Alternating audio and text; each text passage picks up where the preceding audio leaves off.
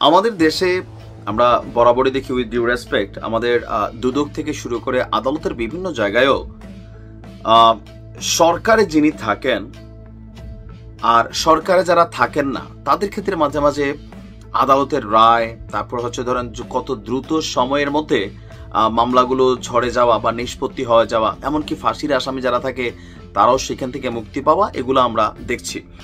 5ই আগস্টের আগে বাংলাদেশের বড় বড় রাজনৈতিক দলগুলোর সর্বোচ্চ লেভেলে থাকা মানুষদের বিরুদ্ধে মামলা ছিল এবং রাইট নাও আমাদের ডক্টর মোহাম্মদ ইউনূস তার বিরুদ্ধে অনেকগুলো মামলা ছিল, দুদকের মামলা ছিল। কিন্তু সরকার প্রধান হওয়ার পর পুরাটাই তো চান কপাল ওনার, এমনকি একের পর এক মামলা একদম পানির মতন টপ টপ টপ টপ করে ঝরে পড়ে গেছে। ইভেন তার যে গ্রামীণ ব্যাংক সেটাতেও সরকারের হস্তক্ষেপ কমেছে এবং মতান্তরে আমরা শুনছি ওনার বিরুদ্ধে যেই কি বলে যে ট্যাক্সের একটা মামলা ছিল 666 কোটি টাকা, সেটাও নাকি খালাস হয়ে গেছে, তিনি ট্যাক্স আর দেওয়া লাগবে না, এরকম নানান বক্তব্য আমরা কিন্তু আসলে মিডিয়ার বরাতে শুনেছি। তবে এবার এসে আরো কপাল খুলে গেছে ডক্টর মোহাম্মদ ইউনূসের, আরো বিশাল এক সংবাদ।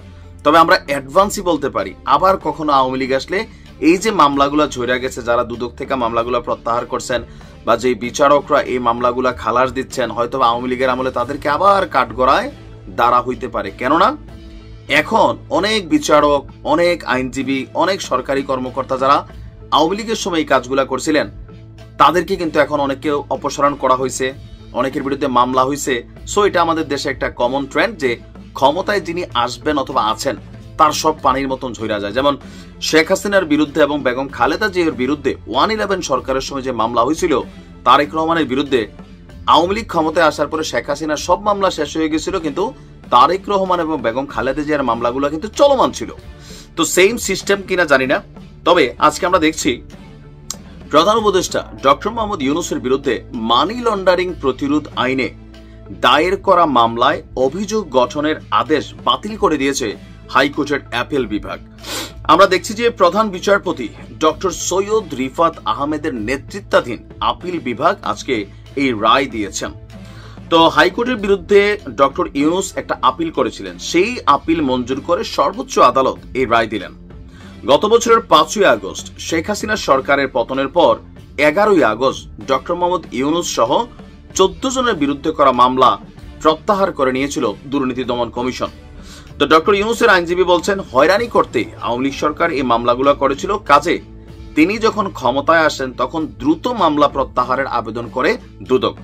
দুদকের আবেদনে আদালত মামলাটি বাতিল করে দেয়।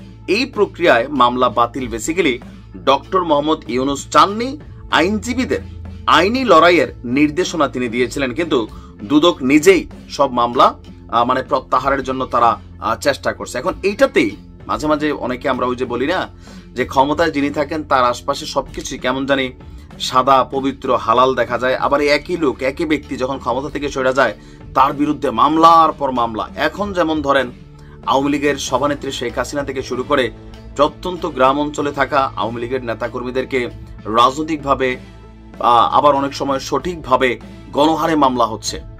আবার যদি তারা বাইসেও থাকে কখনো আওয়ামী লীগ ক্ষমতায় আসার সুযোগ হয়, তখন দেখবো যে মামলাগুলো পানির মতন ঝরা যাবে, আর পুরান মামলা যাদের বাতিল হচ্ছে এগুলো আবার নতুন উজ্জীবিত হবে। আসলে বাংলাদেশের সিস্টেমটার মধ্যেই কিছু জিনিস এখনো সংস্কার হয়নি। তবে এটা একটা কমন জিনিস যে আমরা যারা ক্ষমতায় থাকি তাদের প্রধান টার্গেট থাকে আমার যে বিরোধী দল আমাকে যে ভবিষ্যতে কাটতে পারে, ক্ষমতাটা নিতে পারে, তাকে মিথ্যা ইচ্ছা মতো মামলা দিয়া তার গোষ্ঠী টুষ্টি সহ বাঁকা কইরা ফেলা। কারণ বাংলাদেশে একটা কথা আছে, কারো যদি ধ্বংস করতে চাও একটা মামলা দিয়ে দাও। তো যাই হোক, ডক্টর মোহাম্মদ ইউনূসের জন্য এই মুহূর্তে বিশাল একটা সুখবর যে তিনি তার বিরুদ্ধে যতগুলো মামলা আছে সবগুলো মোটামুটি শেষ। আমার জানা মতে আর হয়তো কোনো মামলা অবশিষ্ট নাই।